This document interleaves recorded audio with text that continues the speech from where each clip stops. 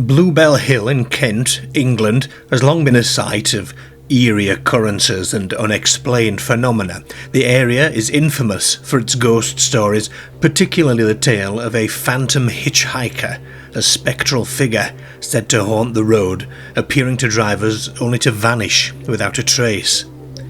The most well-known encounter comes from the 70s, where Maurice Goodenough, a 35-year-old bricklayer from Chatham, ran into Rochester police station to tell them that he had just knocked down a little girl on Bluebell Hill. Maurice was driving along the A229 on July the 13th of 1974. It was an overcast night with a persistent, heavy rain that made for unpleasant driving conditions.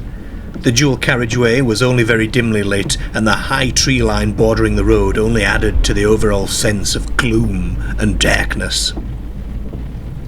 The white lines of the road became hypnotizing.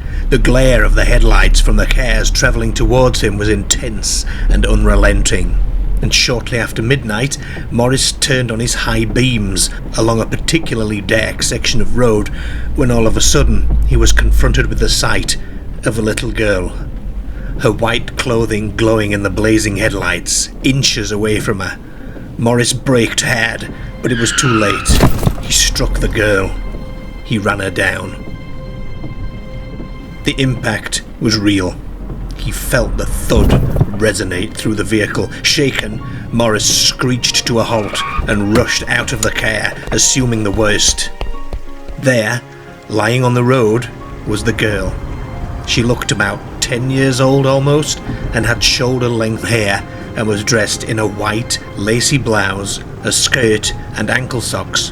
Her face was marked with a gash, and her knees were bloodied. She did not move. In a panic, he covered her up with a tartan rug from his car, and attempted to flag down several other motorists, but none of them would stop. There was no phone box nearby. He sped to the nearest police station in Rochester, desperate for assistance. He told them that he hadn't put the girl into his care because he didn't know how severe her injuries might have been. The police accompanied him back to the scene, and what they found is what changes this tale from a mere accident to a ghost story. The girl had vanished. The tartan rug was still there, but there was no sign of the injured girl.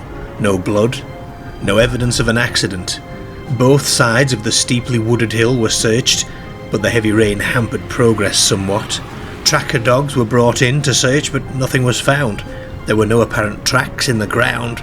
Nobody matching the girl's description had been admitted to any hospital.